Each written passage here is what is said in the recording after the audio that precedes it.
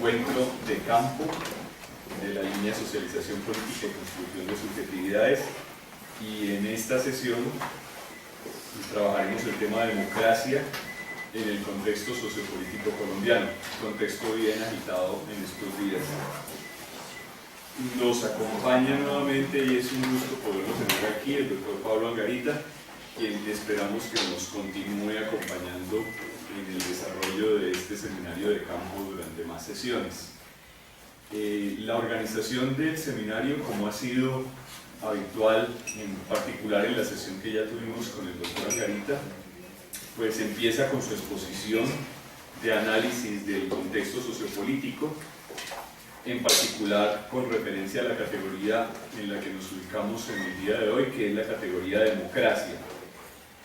A mitad de la mañana, tipo 10:30, haremos un receso y después volvemos a un diálogo colectivo en el cual la idea es profundizar, problematizar la intervención del doctor Angarita de acuerdo con las particularidades de cada uno de los proyectos aquí presentes. Hacemos el receso del almuerzo y en la tarde hay un panel. En el panel que coordinará Jaime Saldarriaga serán panelistas María Teresa Luna y Alexandra Gudel. Estas intervenciones pues nos llevarán a la parte final de la tarde en la sesión de conversación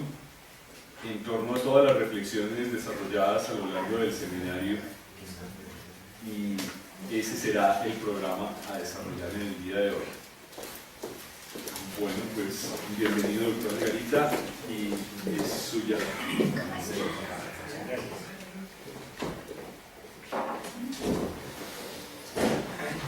Muy buenos días para todas, para todos, agradeciéndoles nuevamente a los amigos del CINDE y del programa por esta invitación. Como les había planteado en la pequeña propuesta provocatoria que les envié y la sucinta bibliografía que la acompañaba, realmente, como ustedes pueden ver, el tema de la democracia es un tema supremamente amplio, extenso, con este mismo significante democracia. A través de la historia se han desarrollado diversos significados. Entonces aquí tenemos de por medio hasta un problema lingüístico, semiótico, que no voy a meterme en esas honduras porque nos sacaría del tema, pero sí dejar por lo menos la constancia de que bajo ese significante democracia se han escondido y han aparecido múltiples significados a través de la historia, y que incluso cada vez más se vuelve necesario apelar a los apellidos. Entonces ya no basta con hablar de democracia, sino que a la democracia hay que ponerle un apellido, y entonces se habla de la democracia verdadera, ¿sí?, la falsa democracia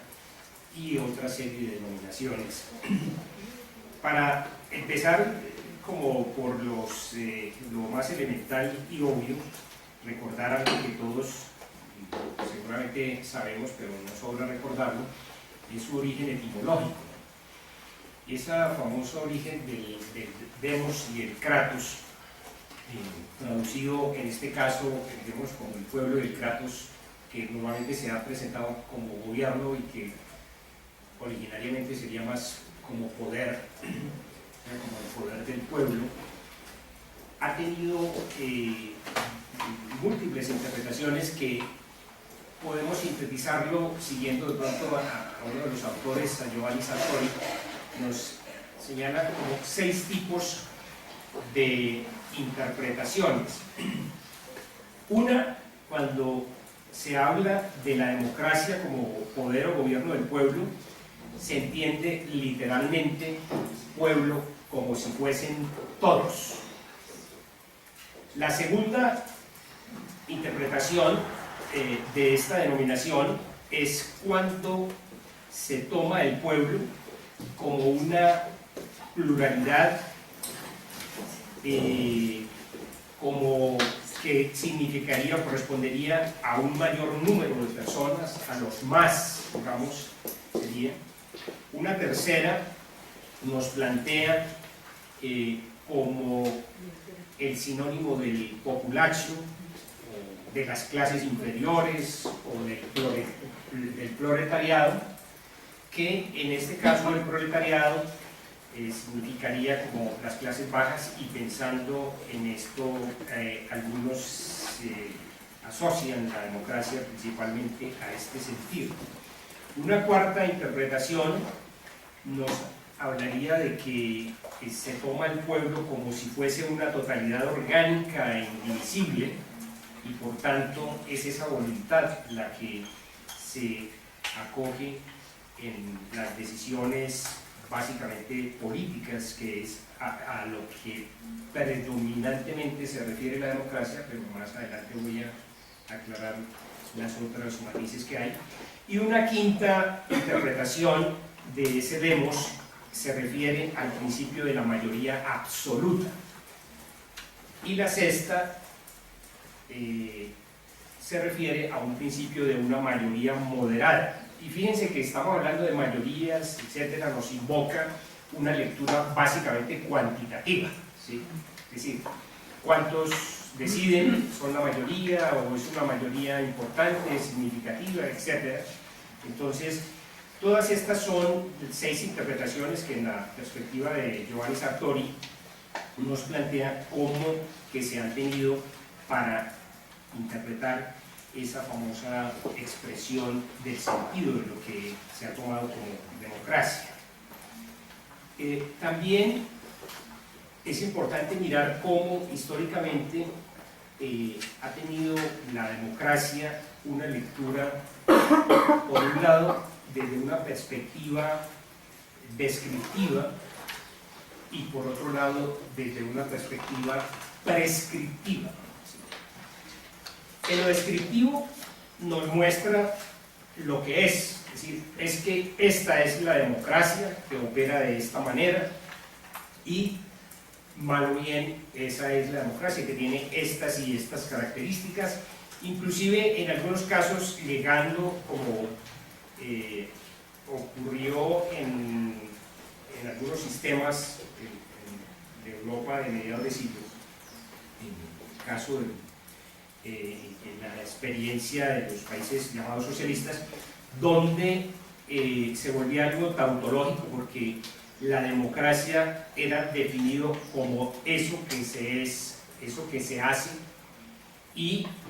en ese sentido no habría un elemento de contrastación como para hacer una prueba de que la afirmación correspondiese a eso que se afirmaba. Sino que se partía de una ficción. Ahora más adelante quiero aclarar más esto, y en esa perspectiva descriptiva se muestra el funcionamiento de la democracia, en contraste con la perspectiva prescriptiva, que nos plantea, digamos, un ideal de democracia. ¿Cuáles son los rasgos fundamentales que debe tener una democracia? Entonces nos coloca en el orden del deber ser, y desde esa construcción, digamos, ideal de lo que es un modelo democrático, nos sirve de parangón, de referente, para medir ya en la práctica si una sociedad, un país, un estado específico, concreto, responde o no a ese modelo ideal de democracia que de manera prescriptiva se ha planteado, y por tanto a partir de allí se definiría las cualidades que pueda tener esa democracia práctica que se intenta analizar. Bueno, por otra parte es importante resaltar que la democracia más conocida, la expresión más conocida de democracia, es apenas en uno de los campos que se desarrollan en las sociedades, que es la democracia política. Casi siempre que se habla de democracia en nuestra cultura lo que tenemos internalizado, estamos pensando en instituciones, en el sistema político, estamos pensando en el Estado, su forma de organización y de actuar, y, para decirlo en la lectura más simplificada y más difundida, que es la que ha difundido sobre todo la cultura norteamericana, es el tema electoral, ¿sí? Es decir, hay elecciones o no, usted puede elegir y ser elegido, ¿no? Y ese, que es un elemento importante de la democracia, indudablemente, se ha vuelto en alguna medida una caricatura de la democracia, porque regímenes perfectamente que uno cuestionaría por sus cualidades democráticas, pero donde funcionan las elecciones y se hace ese ritual político electoral, entonces ya puede entrar en los estándares internacionales de lo que se conoce como democracia. Por eso es importante recordar que inclusive ya desde los griegos se hablaba, desde la antigua Grecia. Ustedes recordarán en la antigua Grecia tal vez en la época de oro, la de Pericles, que resalta mucho Sócrates y reivindica pues por todo el modelo democrático que se construyó allí. Ya los griegos diferenciaban las democracias políticas de la democracia económica y de la democracia social, ¿sí? La isocratía, por ejemplo, era una forma de democracia social que reivindicaban, digamos, los griegos. Y también desde aquella época es importante tener en cuenta, no había un acuerdo con este significante de la democracia. Por eso no es extraño encontrar que un personaje tan supremamente monumental de la época y hasta nuestros días como Aristóteles no fuese amigo de la democracia, ¿sí? Porque, y Aristóteles no era amigo de la democracia porque tenía una visión de la democracia como en la acepción del gobierno de los más pobres, ¿sí? Y por eso se inclinaba más por un gobierno que fuese, dice, por un lado cercano a la democracia, pero no fuese democrático y cercano a la aristocracia sin que cayese en un gobierno oligárquico. Entonces, porque él, un partidario del justo medio, que después va a desarrollar Cicerón, siempre plantea lo ideal de un sistema de gobierno es aquel donde no se caiga, donde no gobiernen ni los extremadamente pobres, porque siempre estarán en la ambición de tener lo que no han tenido, ni los extremadamente ricos, porque estarán completamente despreocupados de los pobres y de la población. Pero en el concepto aristotélico, la democracia era entendida como gobierno, digamos, de los más pobres, del pueblo, y entendiendo pueblo como los pobres. Es por eso que hay que entender por qué Aristóteles no simpatizaba con este sistema. Y quiero referir que desde ese entonces, de la Grecia aquella de varios siglos antes de nuestra era hasta el día de hoy, ese concepto de democracia ha tenido diferentes significados, diferentes explicaciones, pero también desde aquella época y hasta el día de hoy se nos habla de que existe no solo la democracia política como sistema de gobierno referido al Estado, referido a la polis, sino también la democracia social, de la cual tal vez de los principales exponentes ya en la modernidad fue Alex de Tocqueville, quien nos plantea como democracia social aquellas condiciones iguales, ese espíritu igualitario, para referirse especialmente a la sociedad norteamericana, donde nos dice es que hay, esa es la democracia que ocurre ya no en el Estado sino en la sociedad.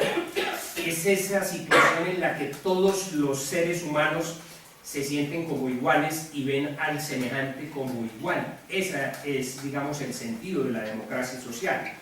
Y por eso autores también como Bryce van a ubicar la democracia social como aquella que está pregnada de un ethos igualitario. Es ese valor en el que se reconocen las personas como todas iguales y la existencia de múltiples grupos, todos con igualdad de derechos y oportunidades. Es lo que algunos llaman como la sociedad multigrupal, o los grupos también que se autogobiernan. Entonces, desde esa perspectiva tenemos que, además de la democracia política, repito, tenemos la democracia social y nuevamente la democracia económica, que también se planteaba desde los griegos y nuevamente se reitera en el siglo XIX, y aquí en Colombia también un personaje que tuvo el infortunio, profesor destacado Antonio García, del siglo XX, tuvo mucha incidencia en el tema agrario en América Latina, que tuvo el infortunio de que fue crítico del capitalismo, pero tampoco caminó, digamos, con las perspectivas marxistas, ortodoxas, tradicionales. Entonces fue crítico de esa perspectiva, digamos, dogmática y catequística, digamos, del marxismo que se practicó sobre todo en la década de los 50-60. Entonces quedó que mal con la izquierda y mal con la derecha, y sin embargo muchos de sus planteamientos y de sus textos podrían ser consultados hoy en día, y ya con una mirada más tranquila, más desprevenida, podría uno aprender mucho allí de esto. Él era uno de los que reivindicaba en personajes que nacen en momentos históricos tal vez que antes, que se adelantan a la época, y Antonio García creo que es uno de ellos. Nos reivindica el tema de la democracia económica, y la democracia económica invoca precisamente esa igualdad económica que intenta superar los extremos de la pobreza y los extremos de la riqueza, y propugna por una redistribución para un bienestar generalizado, algunos llevándola ya a la sociedad moderna, capitalista. La democracia económica implicaría una democracia en la fábrica, pero no es solamente en el nivel de la participación democrática, sino que incluye en el proceso productivo de distribución inclusive de las utilidades, y la posibilidad de que los productores, los trabajadores puedan, digamos, autogobernarse o cogestionar y participar en la cogestión de las empresas, digamos. Estoy hablando desde el punto de vista del modelo teórico y de la propuesta política. Ya cómo se implementa, qué experiencias ha habido, etc. Hay muchos intentos en el mundo de hacer este tipo de prácticas, por lo menos en pequeña escala, del movimiento cooperativo, por ejemplo, hasta muchos de los modelos de administración empresarial que coparon y desarrollaron sobre todo los japoneses. Y una caricatura de esto se intentó en la ex Yugoslavia,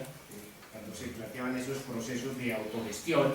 Si uno lee los textos, esto es una maravilla de un modelo democrático en su concepción política, en su concepción económica. Ya mirando las experiencias prácticas, pues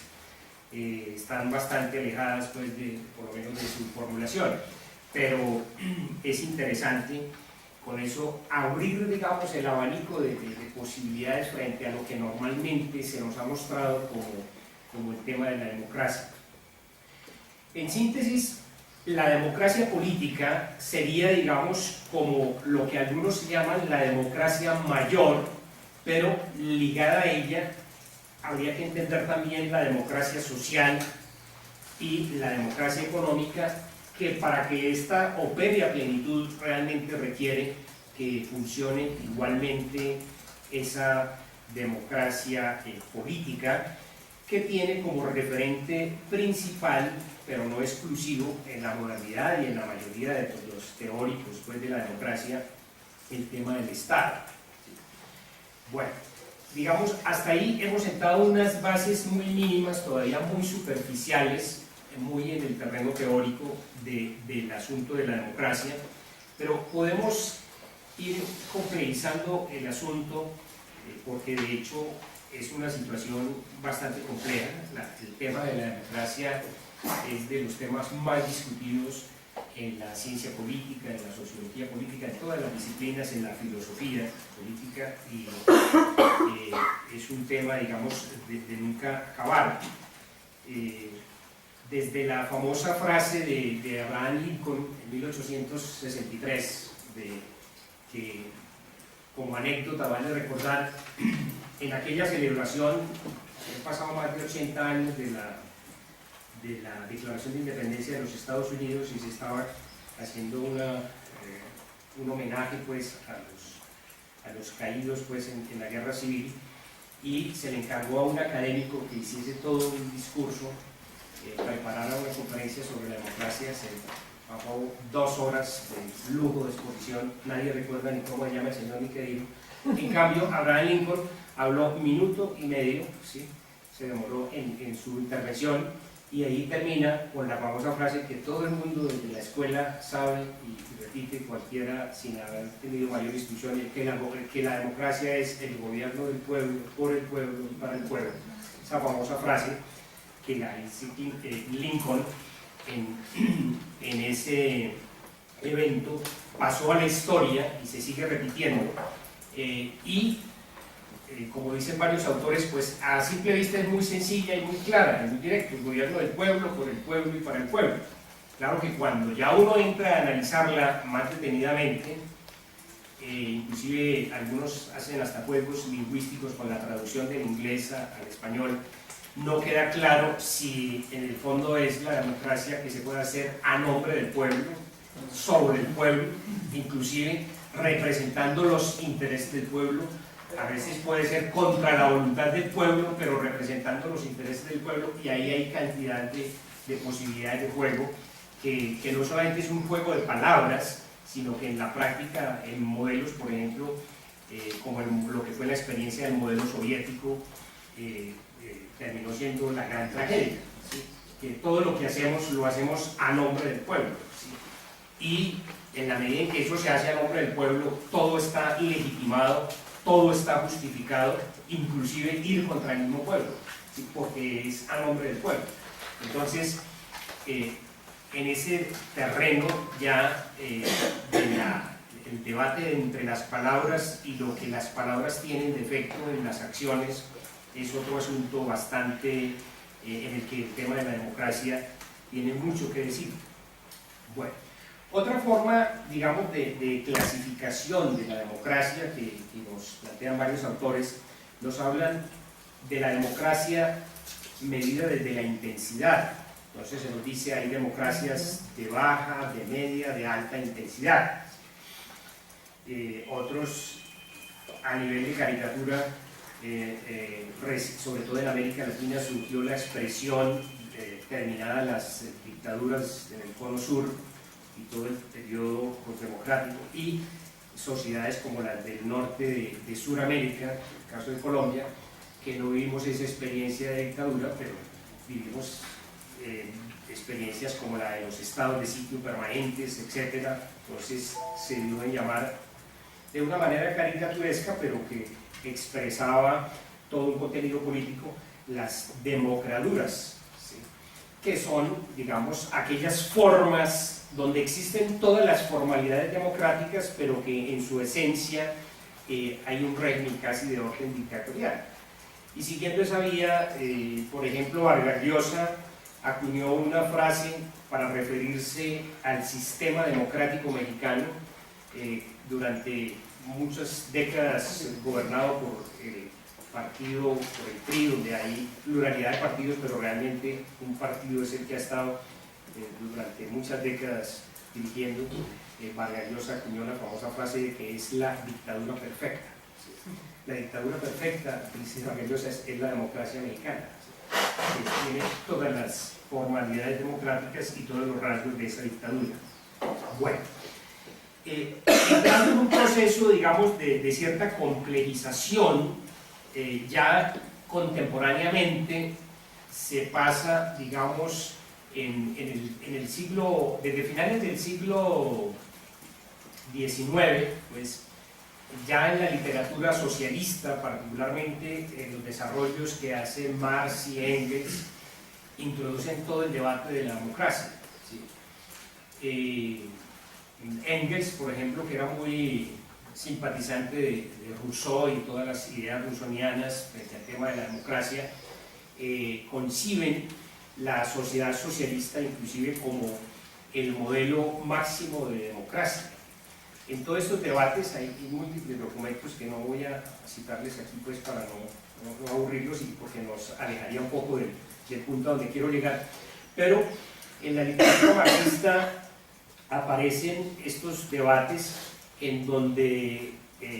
se usa la frase que algunos califican infortunada, pero que la historia finalmente dio muchos testimonios de esos,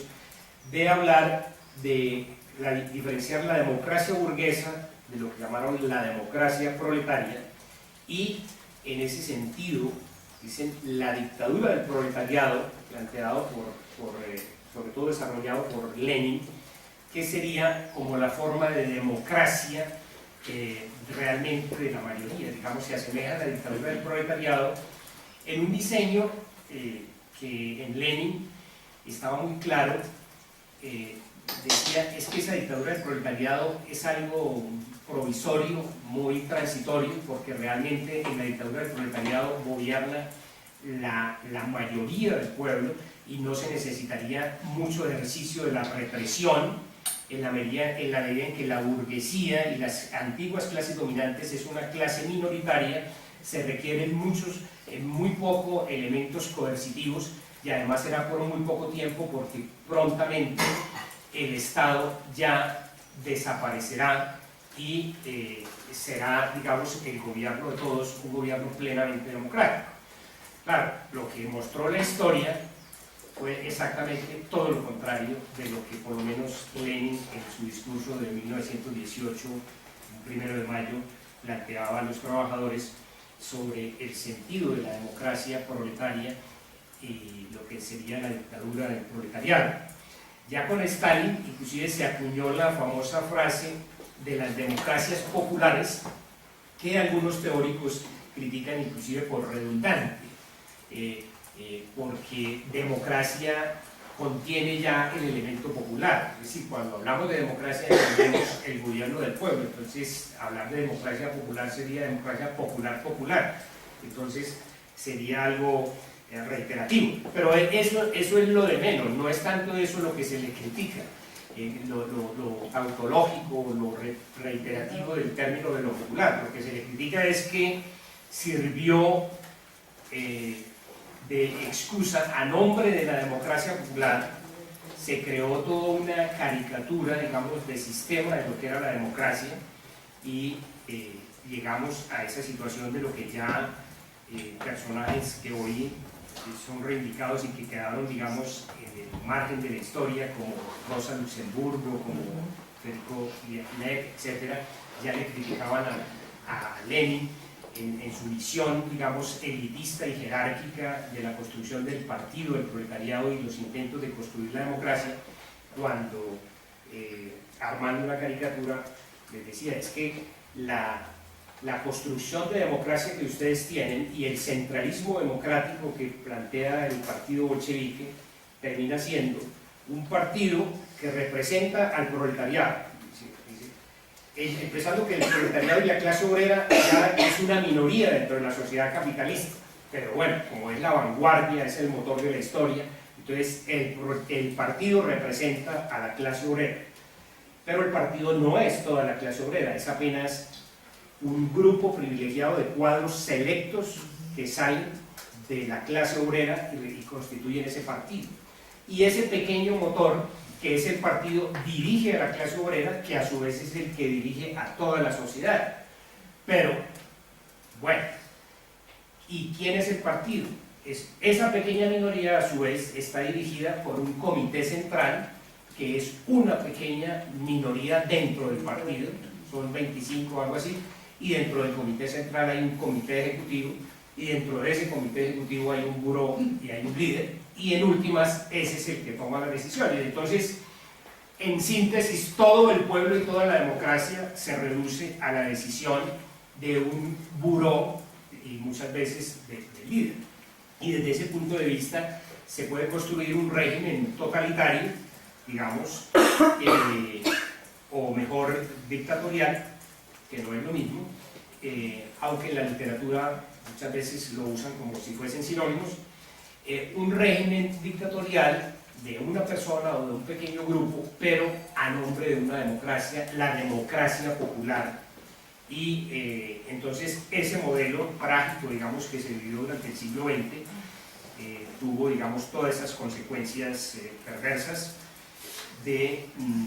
cómo a nombre de un concepto como la democracia popular se construye exactamente todo lo contrario.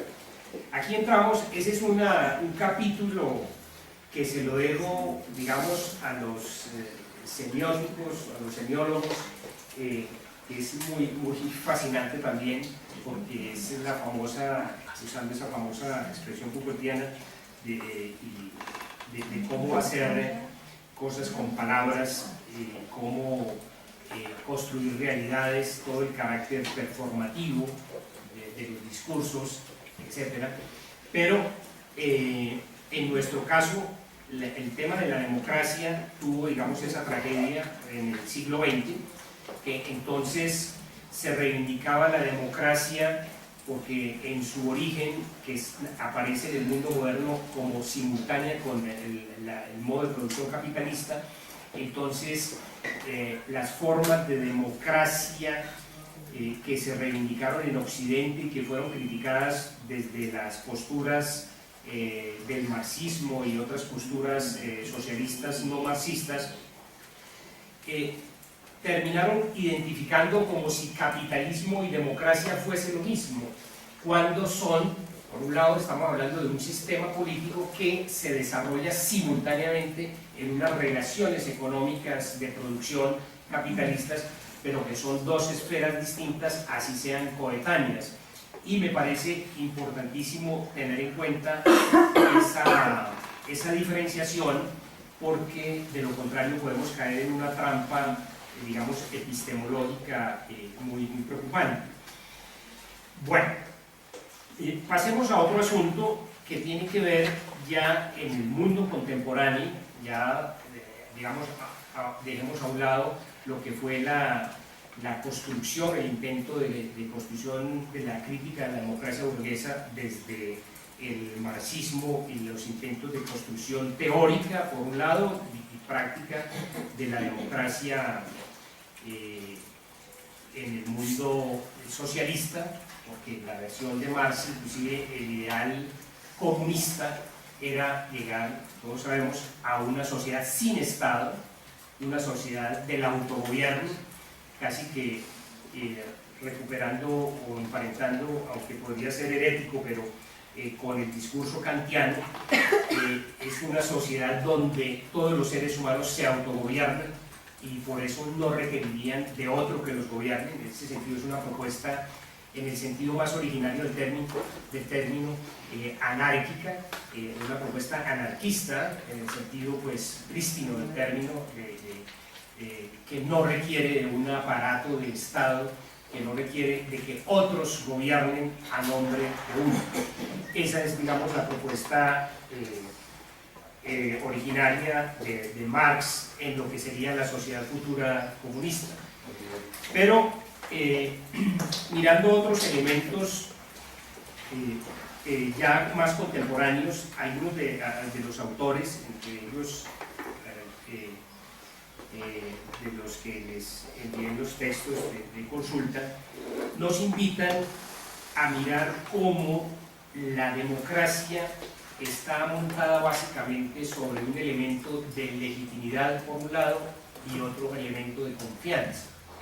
Entonces ese juego entre la legitimidad y la confianza sería lo que permitiría realmente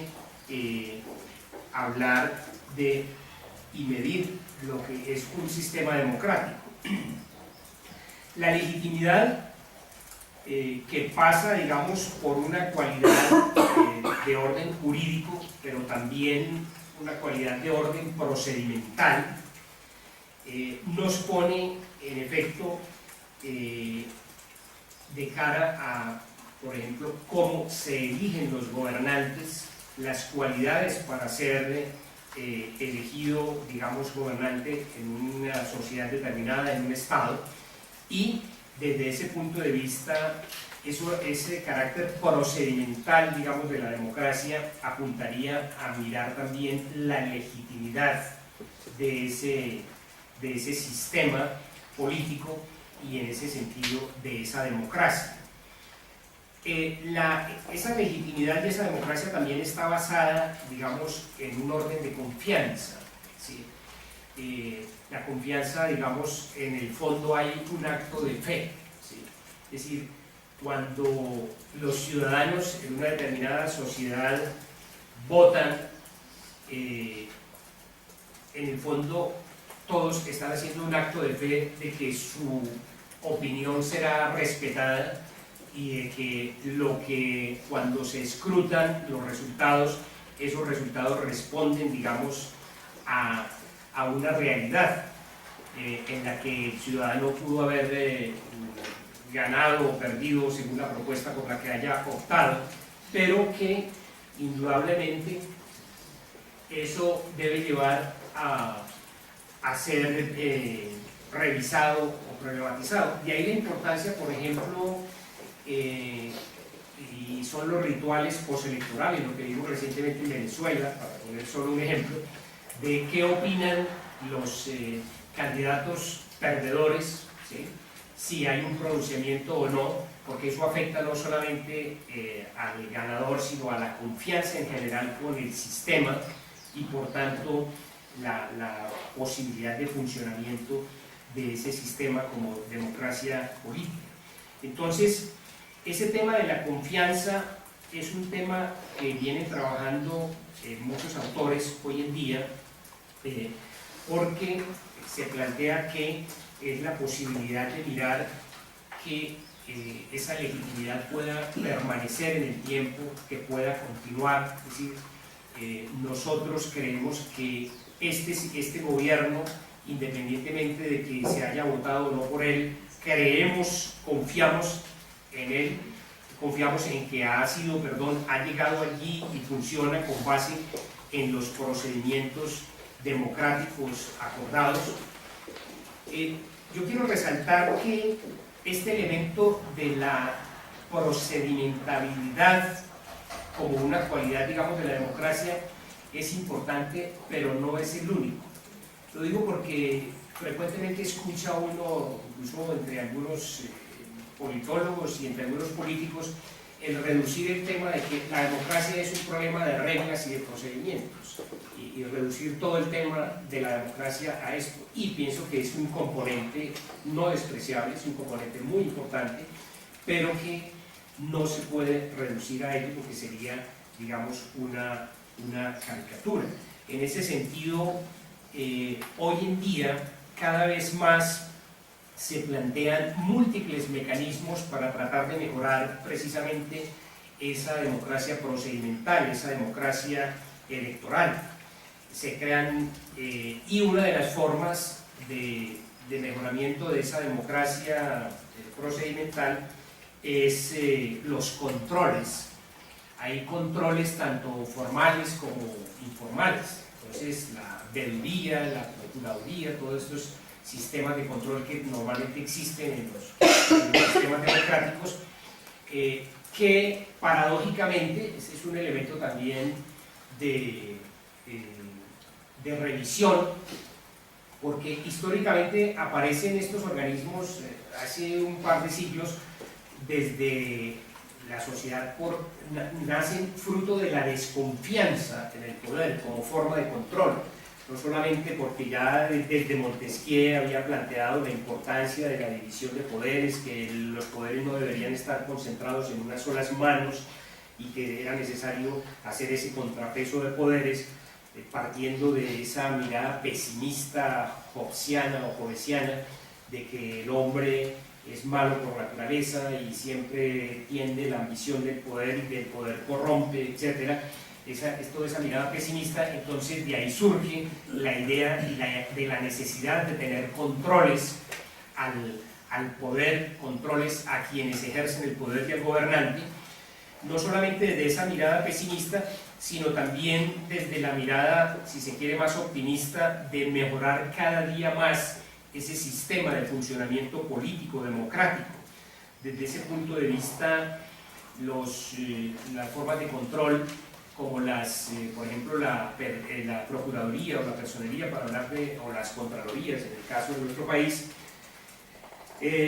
finalmente terminan institucionalizadas y son parte del Estado y parte del establecimiento, pero resulta que estas también empiezan a no funcionar. Entonces, si nosotros viéramos la historia de estos mecanismos de control, de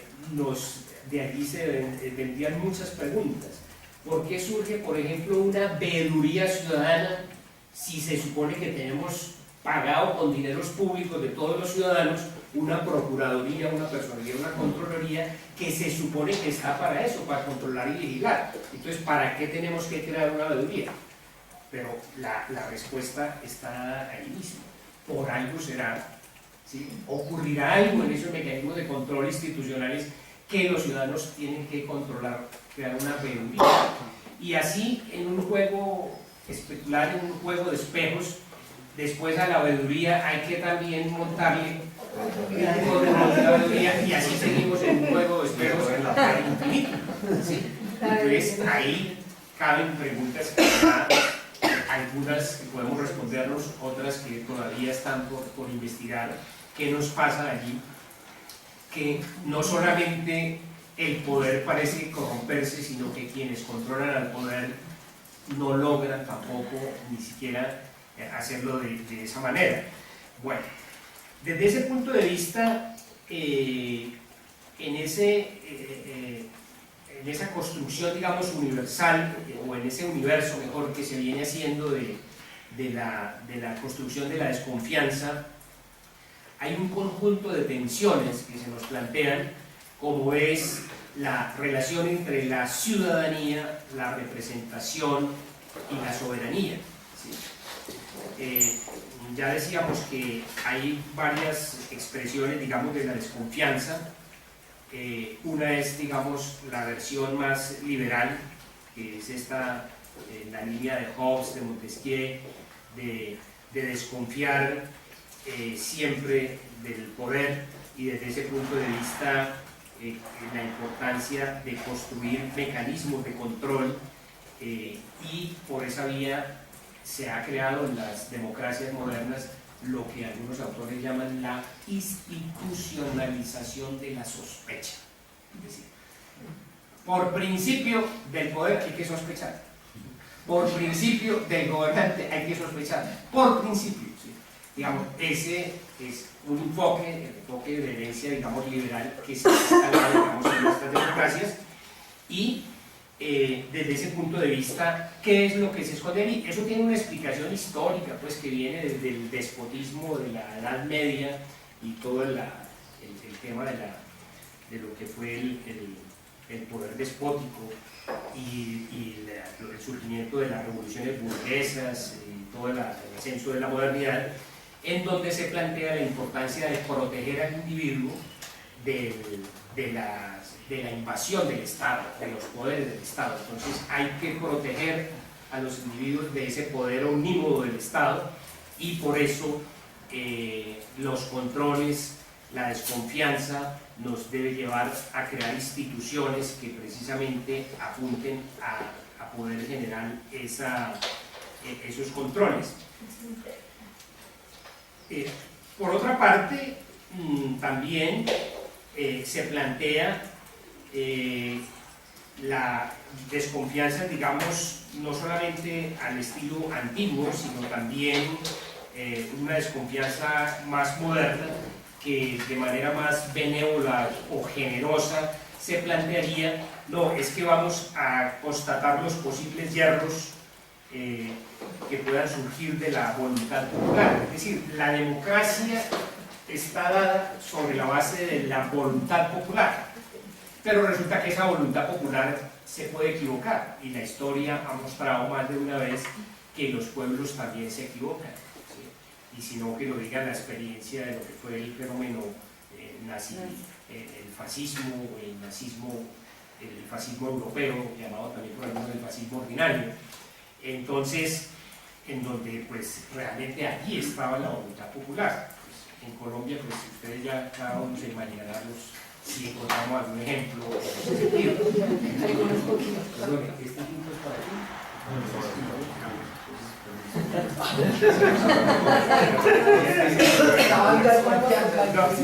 No quería abusar del poder. Yo estaba pensando lo mismo, pero sabiendo que era tuyo. Pero deseando.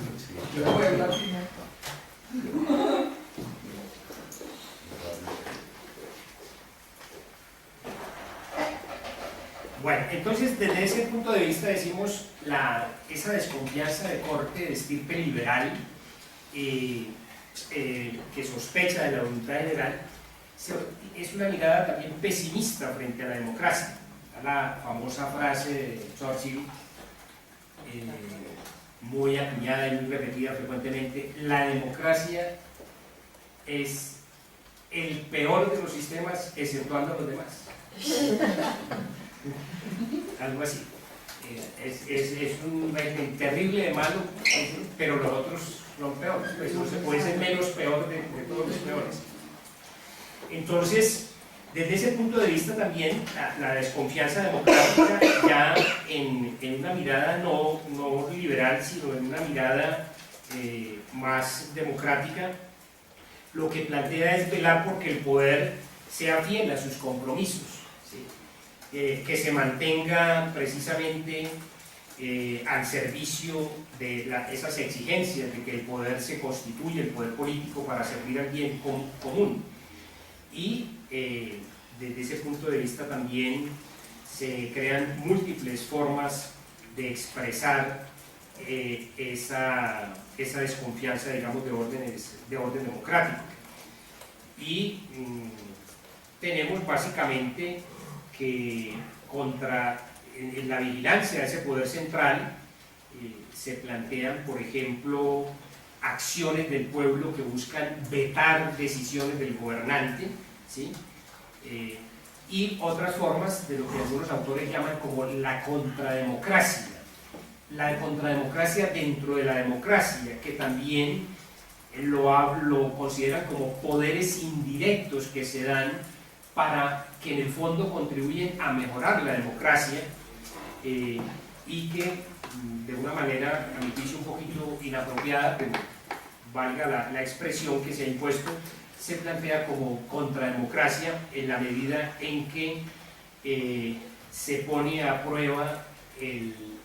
papel, digamos, de los gobernantes, el papel de esa democracia, ya sea vetando gobernantes a través de mecanismos como plebiscitos, referendos y muchos otros mecanismos, muchos de ellos institucionalizados, por ejemplo, como en el caso de la Constitución Política de Colombia, que tiene institucionalizados una cantidad de mecanismos de participación ciudadana que buscarían, digamos, garantizar el funcionamiento de esa democracia. Pero y lo otro es a través de los juicios políticos, ¿sí? Los juicios políticos a los gobernantes, ya no solo apelando a lo que tradicionalmente se dice: la mayor sanción para un político es que sea vetado en las próximas elecciones, que pierda, que no obtenga la mayoría. Ya no solamente es eso, sino caer en lo que algunos empiezan a llamar ya desde hace rato como la judicialización de la política, en donde se dice que los jueces hoy en día adquieren cada vez mayor papel protagónico en la política. Ya incluso algunos llegan a hablar de la dictadura de los jueces, en el sentido de que la política ya no se dirime en el campo electoral, en el campo del parlamento y de los debates parlamentarios y políticos, sino que terminan decidiéndolo los jueces. Y eso tiene varias lecturas interpretativas también. Una de ellas es que denota no tanto la emergencia mayor de este Poder Judicial, sino el fracaso, digamos, de las promesas que han hecho los políticos, o este elemento, digamos, corruptor de la política, donde uno de los poderes establecidos por la democracia, como sería el Poder Judicial, entra a jugar un papel protagónico. Y lo otro, finalmente, dentro de este sistema de desconfianza democrática, están llamados, como que más ha desarrollado autores como Ulrich, el autor alemán, Beck, Ulrich Beck, que nos habla de la sociedad del riesgo, y donde nos insiste en cómo hoy en día, y ese es un punto importante, yo pienso que deberíamos, sobre todo de todos los cuentos que he dicho, me parece que este es importantísimo tenerlo presente. Es que hoy en día cada vez más vivimos en una sociedad de imprevistos, donde cada vez todo está fluyendo, nada permanece, casi como diría el viejo Heráclito, ¿sí? Entonces, que hoy cada vez se constata más esa situación, y el riesgo permanente, el riesgo es algo que inherente hoy más que nunca a las sociedades actuales, y por eso debe haber un cierto principio de precaución, ¿sí? Y por eso la desconfianza democrática se vuelve en una desconfianza, digamos, también estructural, y que da precisamente pie a caer en una cierta desconfianza generalizada. Bueno, porque hoy nos encontramos precisamente en que estos sistemas políticos de representación han llegado a un nivel altísimo de degradación, y la relación entre elegidos y electores cada vez se vuelve más problemática. Se suponía que había como un contrato implícito entre como de mandatario, demandante y mandatario, de elector y elegido, en el que se da el voto, digamos, a cambio de un compromiso político de ese elegido, y sin embargo nos encontramos con que hay una total irresponsabilidad, en el sentido literal del término, de ese elegido frente a sus electores. Es decir, entre comillas, le responde a toda la sociedad, le responde a sus electores, pero esos electores son anónimos, no hay mecanismos muchas veces de establecer, de controlar esa situación, y cada vez en las democracias representativas cada vez más se ha perdido, digamos, esa relación directa, ese mecanismo de control, y por tanto se ahonda, se aumenta la desconfianza. Por eso algunos plantean la importancia de avanzar, o que se viene avanzando, de una democracia positiva a una democracia negativa. Entendiendo por democracia negativa es esa recuperación precisamente de la soberanía por parte de lo que en lenguaje de varios autores llamarían el constituyente primario, en donde el constituyente primario, digamos, el pueblo, el elector, podría mantener ese control hacia sus gobernantes, ¿sí? Y para eso se apela a mecanismos como el derecho al veto. Entonces no solamente ya es el derecho al voto, sino el derecho al veto hacia sus gobernantes, y por esa vía también la posibilidad de confrontar a sus gobernantes a través de mecanismos como no solamente el veto, sino el juicio político, que ya es una forma, digamos, que algunos califican de metapolítica, porque es trasladar a otra esfera lo que antes era el poder de los ciudadanos. Y por ese camino, entonces, caemos en lo que algunos diferencian entre la democracia formal y la democracia real. Porque en la democracia formal es esa que está claramente establecida en las instituciones, donde se establecen los procedimientos, casos como nuestros en América Latina, está definido claramente quién puede votar, quién no puede votar, la edad mínima, la proporcionalidad, por ejemplo, de los representantes que tienen por regiones, según escalas regionales, locales, municipales, en algunos casos por grupos étnicos o poblacionales. Todo eso estaría, digamos, en esa democracia procedimental, pero ya desde el punto de vista de lo que llamarían la democracia real, caben un conjunto de preguntas que tienen que ver hasta dónde los ciudadanos, las ciudadanas son conscientes de por quién están votando, cuál es el programa por el que votan o la figura del candidato,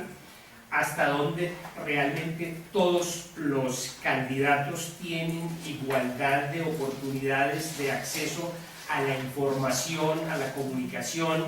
a los medios de comunicación. Cada vez se afinan más leyes de controles, que solamente hasta 8 días antes se puede hacer publicidad, que no se pueden hacer manifestaciones en tal forma, pero hay múltiples mecanismos directos, indirectos, unos subliminales, otros ni tan liminales, que para vulnerar precisamente estos controles. Entonces, mucha gente se plantea en América Latina hasta donde un pueblo que no tiene una suficiente educación y sobre todo que no tiene resuelto sus necesidades básicas, sí podemos hablar de que exista un voto libre, si entendemos que la libertad precisamente no puede estar mediada por no haber resuelto unas necesidades básicas. Y por eso nos encontramos a diario que personas que venden su voto por un almuerzo, por la expectativa de un trabajo, por una botella de aguardiente, etc. Entonces, en ese sentido, la democracia real nos pondría en condiciones de ya en otra esfera distinta al terreno eminentemente de lo procedimental, para preguntarnos por qué pasa con ese sujeto que participa, si es sujeto en el sentido fuerte de la palabra o realmente es una voluntad externa que se expresa formalmente pero que no ha logrado constituirse, digamos, como sujeto democrático. Y aquí viene el segundo punto que me parece inclusive como una tesis de conclusión que los invito a que pensemos, es que a mi juicio es imposible que exista un sistema democrático si no hay sujetos democráticos. Es decir, que necesitamos construir sujetos democráticos para que realmente haya democracia. No puede haber un sistema democrático en manos de dictadores, ¿sí? Para decirlo así, o un dictador dirigiendo una democracia, o un pueblo, una sociedad o unos movimientos sociales que no tienen conciencia democrática. No es posible, digamos, construir una democracia. Ahora, dicho esto, agrego lo siguiente: las personas no nacemos democráticas. La ciudadanía y la democracia es algo que se aprende, se construye, ¿sí? Y requiere un proceso educativo. La educación democrática no es un tema simplemente del aula, de la instrucción, de la formalización. Es una práctica, es una vivencia y pasa, digamos, también por el mundo de lo subjetivo, ¿sí? Entonces, en ese sentido, los aprendizajes de formas democráticas se aprenden no solo en el aula, sino que más allá del aula, en las prácticas sociales que pasan precisamente por todos los espacios de socialización y de educación formal, informal y no formal que existen en una sociedad. En ese sentido, las prácticas democráticas o no en la familia, ¿sí? En la comunidad donde se vive, en el sector donde se habita, ¿sí? En el sector donde se labora, en el conjunto de relaciones sociales, en la iglesia, en el partido político, en el sindicato, en el movimiento deportivo, etcétera, etcétera, es allí, en ese conjunto de espacios múltiples de la sociedad, donde se construye, digamos, el sujeto democrático que sería el que daría base para una sociedad democrática. Digamos, esa es, si se quiere, si se me preguntara cuál es mi idea central de todo este cuento echado, digo que esa que acabo de mencionar es la idea principal que quisiera invitar a reflexionar. Porque desde ese punto de vista, nosotros, la invitación es a que hoy, que en América Latina, en el mundo, pero particularmente en América Latina, que vivimos durante el siglo XX bajo un modelo básicamente estadocéntrico, donde la política estaba reducida a la relación con el Estado y todos los análisis sociales y políticos giraban en torno al Estado, y de allí se viene haciendo un desplazamiento en las últimas décadas a un modelo más sociocéntrico, en donde empieza a jugar un papel protagónico esa expresión tan problemática, tan conflictiva, pero que es necesario usar, el de la sociedad civil, ¿sí?, donde se reivindica ese papel protagónico de la sociedad civil y en donde se ve como los múltiples actores de la sociedad civil, es allí precisamente donde hay que preguntarse también por la existencia de la democracia, y no solamente preguntárselo a la Constitución, preguntárselo al Estado, preguntárselo al gobernante. Para no repetir esa frase tan socorrida y tan abusada como la de que cada pueblo tiene sus gobernantes o los gobernantes que se merecen. Porque esta frase tomada en el sentido más positivo, porque también tiene unos sentidos perversos, sería como la democracia se construye desde la base misma de la sociedad y finalmente tiene que expresarse también en la expresión política, en el Estado. Pero claro, hay que actuar en los dos sentidos, ¿sí? Hay una interacción, una relación dialéctica entre el gobernante y gobernado, en la medida en que podemos ir haciendo modificaciones desde el Estado que pueden incidir fuertemente en la sociedad, pero igualmente desde la sociedad se pueden ir haciendo transformaciones que deben reflejarse finalmente en el tipo de movimientos de personas que llegan al Estado. Desde eso, para ir terminando estas ideas de provocación de la conversación, quiero mirar que en los últimos tiempos hay todo un cuestionamiento. En los últimos tiempos me refiero de mediados del siglo XX para acá, a lo que ha sido la democracia representativa, ¿sí? Desde esa idea de los griegos que vivieron en el periodo de Pericles, de la democracia directa, donde todos podían decidir, claro, sin olvidar ese pequeño detallito, ¿sí? No todos son rodos. Sí, exactamente, sin olvidar ese pequeño detallito histórico, que solamente estaban excluidas las mujeres, los niños, los extranjeros, ese pequeño detallito, pero el resto todos podían decidir. Bueno, esa es la democracia, pues, directa, por toda la complejidad que ya analizaba Rousseau en su contrato social, y que en el mundo contemporáneo se planteó. Se apeló a esta figura de la representación, que ha dado pie, pues, a muchas expresiones y críticas, desde esas críticas que hace el anarquismo de liberemos a nuestros dirigentes de la carga de dirigir y que nadie nos represente, sino que cada uno se represente a sí mismo, que tiene pues todo un sentido, digamos, de reivindicar la autonomía no solamente de la individual, sino también en la autonomía grupal, y que por tanto propugna por la eliminación de las representaciones. Recuerdo una anécdota, no sé si ustedes saben, cuando se estuvo discutiendo en los días previos a la Asamblea Nacional Constituyente,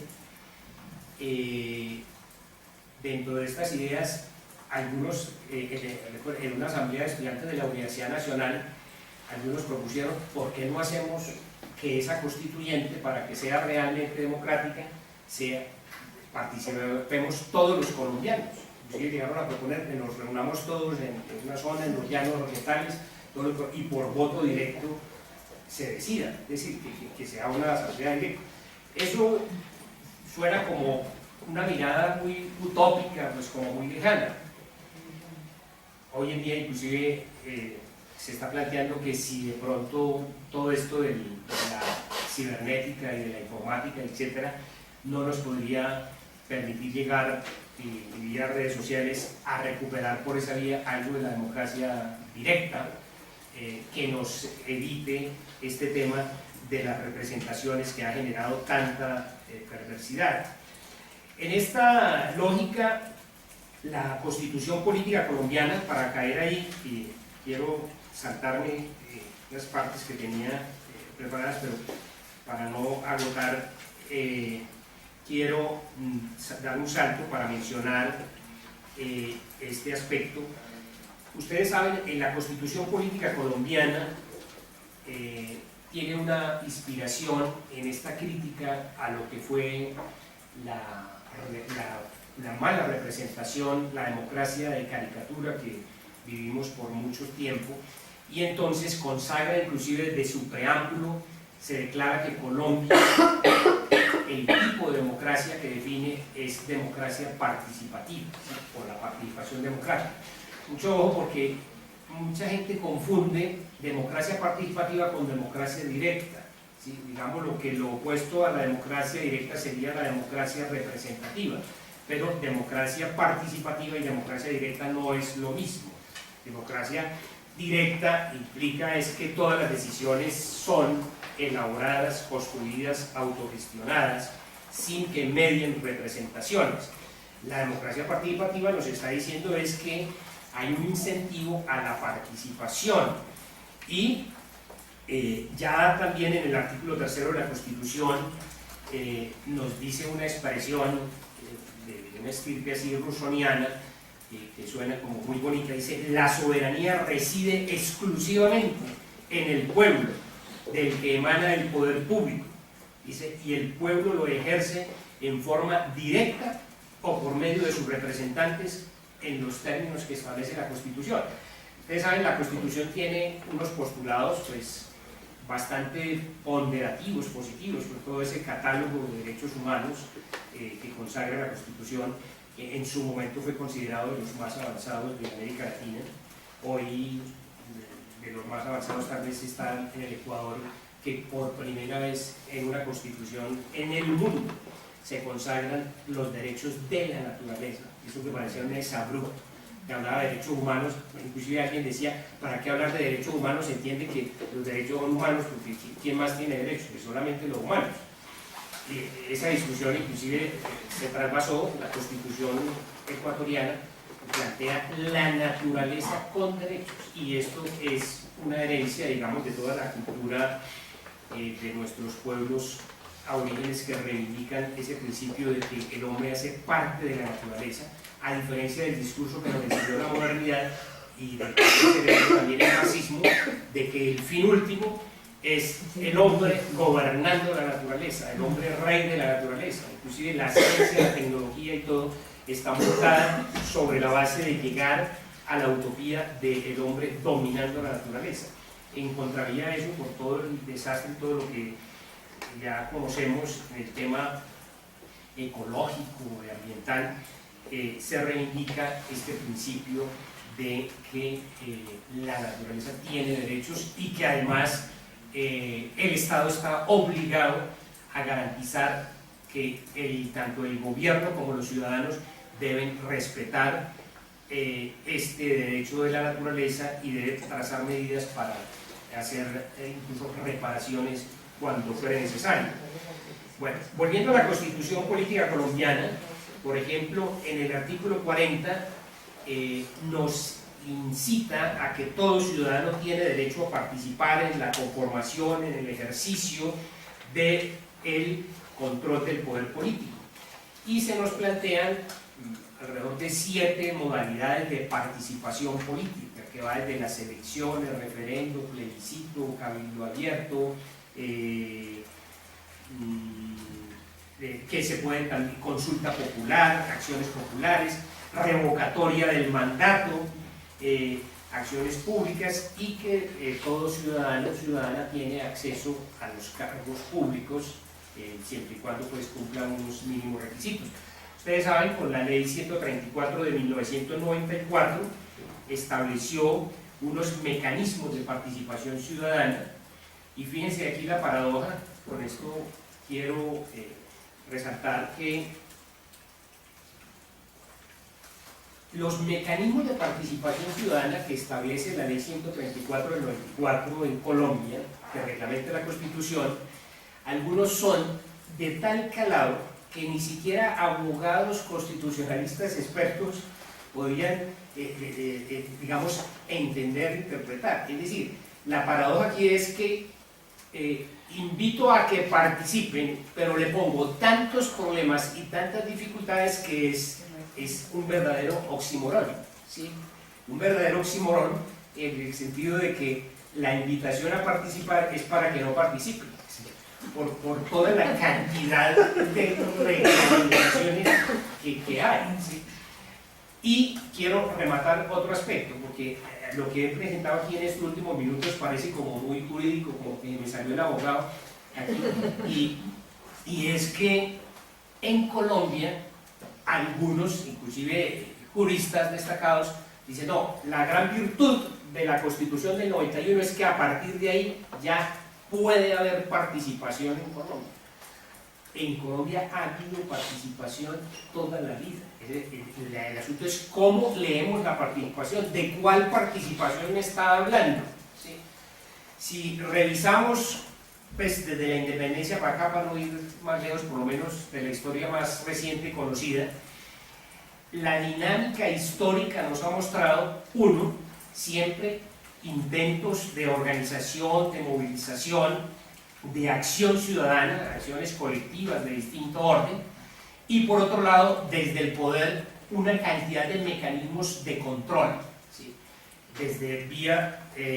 declaratorias de estado de sitio, a donde apuntan a evitar la participación con el argumento de atacar declarando que hay movimientos subversivos. Ahora la palabra de moda es terrorismo. Entonces, siempre la lógica y la dinámica histórica en nuestro país, para no hablar del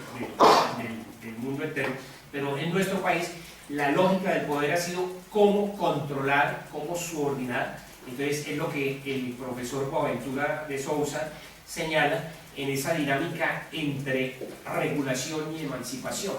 Entonces, los movimientos sociales reivindican formas de participación ciudadana, y en ese sentido, desde una perspectiva, digamos, emancipatoria, reivindicatoria. Y su triunfo ha sido precisamente su derrota, como pasa con el movimiento indígena en alguna medida, en donde en la medida en que logra una conquista va desapareciendo, va disminuyendo en su propia naturaleza. Esta es una expresión muy comprometedora, pero que asumo los riesgos de ello. Y es que en la medida en que se logró que la Constitución política organizara y reglamentara organismos como la tutela, como toda la serie de mecanismos de participación, se aconductó tanto la movilización y la participación ciudadana, que se cumple aquí lo que el profesor Boaventura nos insiste en su texto de Reinventar la Democracia, de toda esta dinámica de inclusión y exclusión, ¿sí? En la medida en que yo me incluyo, me excluyo, ¿sí? En la medida en que yo acojo sus reglas de juego del poder, quedo amarrado y quedo comprometido en eso, y impido y tengo que renunciar a otros derechos para poder reivindicar unos pequeños derechos que son los que usted, desde la lógica del poder, me permite y me admite y me reglamenta y me controla. Entonces, mi intervención en este sentido es que en Colombia siempre ha habido una participación de distinto orden. Lo que ha hecho la lógica del poder por vía jurídica, por vía constitucional y por vía legal es tratar de regular y por esa medida de controlar. Entonces, esa lógica de la regulación ha servido precisamente para matar, para aniquilar esos procesos emancipatorios, pero que se mantienen aún. Fíjense ustedes cómo todas estas leyes que han aparecido, la última ley de seguridad ciudadana del 2011, pretende controlar ya las marchas, las movilizaciones de protesta, etcétera, que se supone son un atentado al orden público. El último discurso, del cual fue vocero ampliamente el anterior presidente, es que todo se puede hacer dentro de los canales democráticos, ¿sí? Y aquí dentro de los canales democráticos han eliminado físicamente todo un partido político, todo un movimiento políticos asesinados, completamente excluidos. ¿Por qué? Excluidos por aceptar incluirse en las reglas de juego de la democracia. Entonces, esa es la gran tragedia, digamos, una de las grandes tragedias que tiene o que tenemos en nuestra sociedad, porque, repito, no tenemos sujetos democráticos que gobiernen con un espíritu democrático en una constitución que se plantea democrática. Entonces, es